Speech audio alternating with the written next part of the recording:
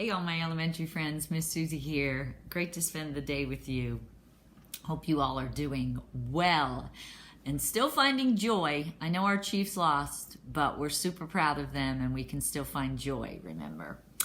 So today we're going to do something a little different for our joys and concerns, those things that make us happy, things that make us sad, and we're going to lift up friends. Today we're going to be talking about friendship. This is the day that this lesson would be around Valentine's, which is when we talk about people we care about and love, and we do that with our friends. So Miss Susie wants us all to think about right now who our special friends are. And for some of us, friends are even family, maybe like a brother, a sister, a cousin. They can be our friends as well. And so everybody just be thinking about who are those special friends. I know Miss Susie has some special friends I'm very thankful for. And so that's what we're going to do with our prayer today. We're going to lift up those special friends. So we need to lift them up, all those special friends, and repeat after Miss Susie. Thank you, God, for all these wonderful friends. We are grateful for their friendship. We love you, God. Amen. Okay, my friends, I've got something to ask you. What do you think this is? I think I hear some of my friends saying out there, Miss Susie, that's salt. That's a salt shaker. And you would be correct. Now, sometimes we see salt shakers when we were able to go out to restaurants before COVID, and we go out to restaurants, we would see these on tables, right? We would see these on tables. Some of our friends, you probably have some of these at home as well. But you'll think about, there's something missing, because usually with this comes this. And now what is this one? What is this one? Oh, I hear my smart friends out there. They are saying, Miss Susie, that's pepper. And you are right, because salt and pepper are usually always together. Salt and pepper, like peanut butter and jelly, always together. And they are together because when we use them, they help improve the taste of food. So we might have some food that just doesn't taste that good, and so we put a little salt and pepper on there, and presto, it tastes yummy. Now, here's the interesting thing. They're very different, aren't they? Different colors, different taste, different even texture. If we poured some out and we felt them or saw them, they're different, but yet they go together so well. Well, that's just like friends. That is just like friendship. We don't have to be just like each other to like each other. In fact, in most cases of our friendships, we have things that are different. Maybe there are different things we like. Maybe we like different music. Maybe we like different sports teams. Maybe we like to do different things. But that doesn't matter, because we still love and care for each other. We respect and honor those differences. And that's what friendship is all about. It's not about us being alike. It's about us loving each other for however we are. Just like salt and pepper, we have amazing friendships. And so that is what we're going to be talking about today. And we're going to be talking about a special, very special friendship in the Bible. So Miss Susie has opened her Bible for my friends out there that might have their Bibles with them. I want you to open to the book. It's 1 Samuel. So 1 Samuel is in the Old Testament. This is where we're hearing about that guy David. So here you can sort of see where Miss Susie is. If you need to go to your table of contents, which Miss Susie does all the time, to tell me where my 1 Samuel is, Old Testament, there we go. Where is 1 Samuel? Oh, there it is. 1 Samuel. It says I'd go to page 309. And I am going to chapter 20, big 20. Remember, that's our chapter, big 20. Little 17. And we're going to learn about a friendship. So Jonathan again made a pledge to David, because he loved David as much as himself. Tomorrow is the festival of the new moon. Jonathan told David, you will be missed because your seat will be empty. The day after tomorrow, go all the way out to the spot where you hid on the day of the incident and stay close to that mound. On the third day, now listen, I will shoot an arrow to the side of the mound as if aiming at a target. Then I'll send the servant boy saying, go retrieve the arrow. If I yell to the boy, hey, the arrow is on the side of you, get it. Then you can come out because it'll be safe for you. There won't be any trouble. I make a pledge on the Lord's life. But if I yell to the young man, hey, the arrow is past you, then run for it, because the Lord has sent you away. Either way, the Lord is witness between us forever regarding the promise we made to each other. So David hid in the field. What happens next is they're having a festival of the new moon. And what you need to know a little bit about the story, Jonathan's father is King Saul. And King Saul has become very jealous of David. So David is fearful for his life. And that's why he needs to leave and run. But Jonathan's hoping maybe his dad isn't as mad as he thought. So they're at the dinner and David is missing. And the first night, Saul doesn't say too much. But then the second night, David's missing again. And now Saul is angry. And not only is he angry about David not being there, now he has a feeling that Jonathan, his son, is helping David and gets mad at Jonathan. And now that makes Jonathan mad. So that whole dinner happens, okay? And then we have the next morning after the 2 nights of dinner. So now it's morning 3, like he told David. And let's see what happens with that arrow.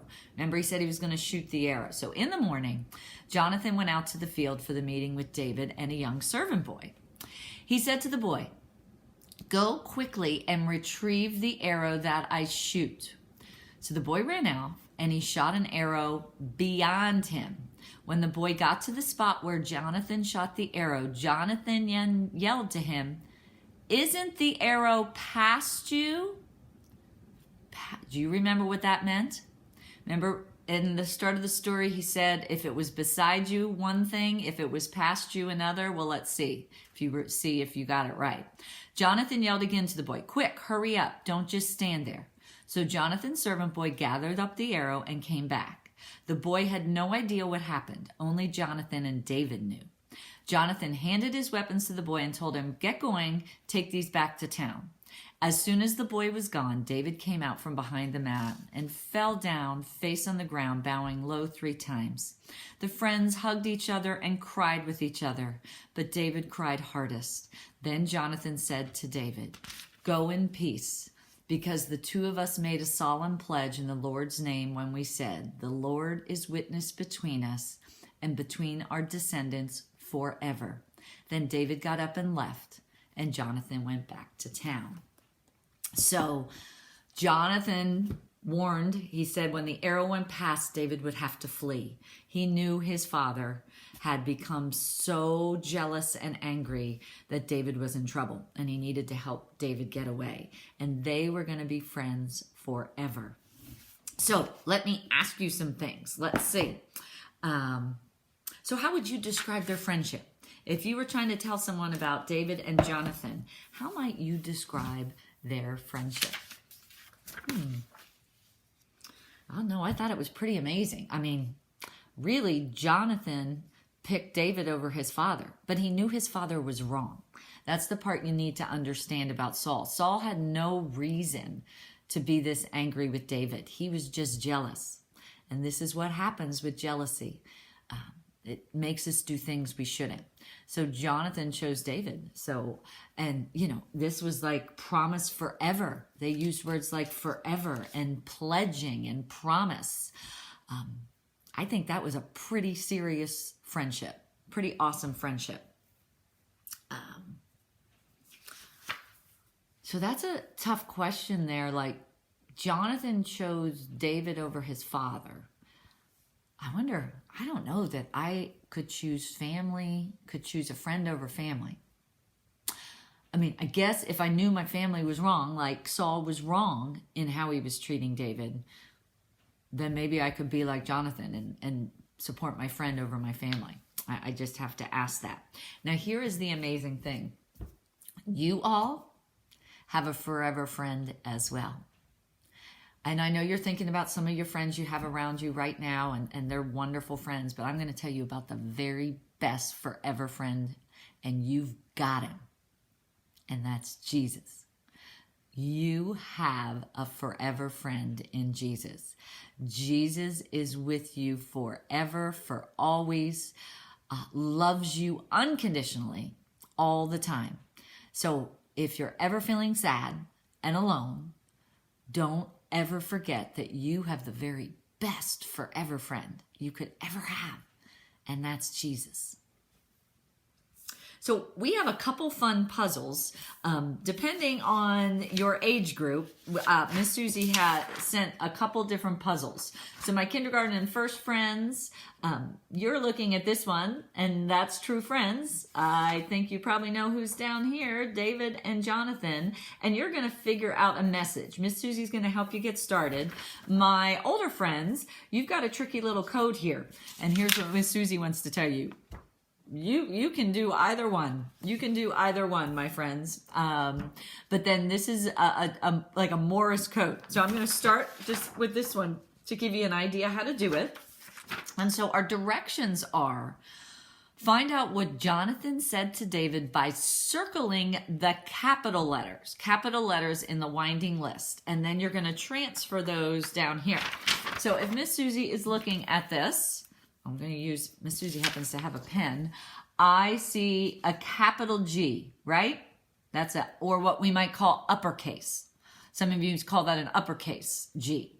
So I'm going to circle that, circle the G, and then I'm going to put it on the first line. Okay, then I see a K, but that's a lowercase, right? That's not an uppercase. Then I go over here. Now, O's can be a little tricky because they look the same, but this one's taller, right? See how? So that's an uppercase O. So Miss Susie's going to circle O. So I see that my first word is go. I'll do the second word with you. So next letter, that's a lowercase b, right? We're not looking for those.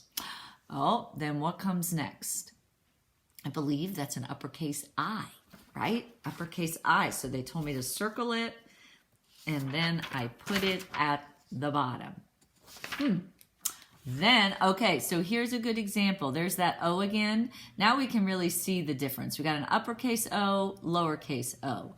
Next letter, oh, that looks like an uppercase N. So Miss Susie's going to circle, and I have go in. So my friends, you're going to keep going through that, and you will have the answer to the question of what did Jonathan say to David? Now, my other friends, with our code here, see, we're going to look at these little symbols, and we're going to come down here and match them with the right letter. We are also looking for a message. So this is, while David hid in the field, Jonathan, remember he talked about those arrows. And what was David, what his hiding, what was the meaning of his hiding? So I am going to look, and I see that this looks like a dash, right? Just a dash, not a circle, a dash. So I got to go down here and look. See, this is what's called Morse code. This was a code. It actually made a sound with this. So I'm looking. Oh my goodness, I've got to keep looking. Oh, I got to look way over here. And the T goes with that line. So I'm going to put a T right here. Okay, now I have 1, 2, 3, it looks like 4 dots. Is that what you guys see? 4 dots? So I'm going to go. Oh, Miss Susie found it with the H. So I've got that. So then I've got, what looks like a dot and a dash. A dot and a dash. Dot and a dash. Dot and a, oh, that one, I like that one. This is the very first one. So it is letter A. And then, oh my goodness, I have the same dash again that I had here. So my first word is that. So that's what you're going to keep doing. You're going to decipher this Morse code.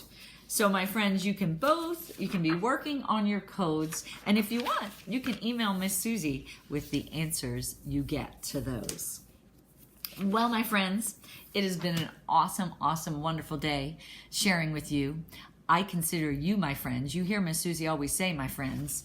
You are my dear friends, and I treasure our time together and who you are. I hope you have an amazing day. Let's get those hands in the air. It's time to say a prayer. Miss Susie will say a prayer, and just join me on the Amen. Dear God, we are so grateful for Jesus, and that Jesus is our very best friend for always, forever. Thank you for sending him and for all he taught us and for his always loving us no matter what. We love you, God. And all God's people said together, Amen. All right, my friends. Love you. Have a fantastic day.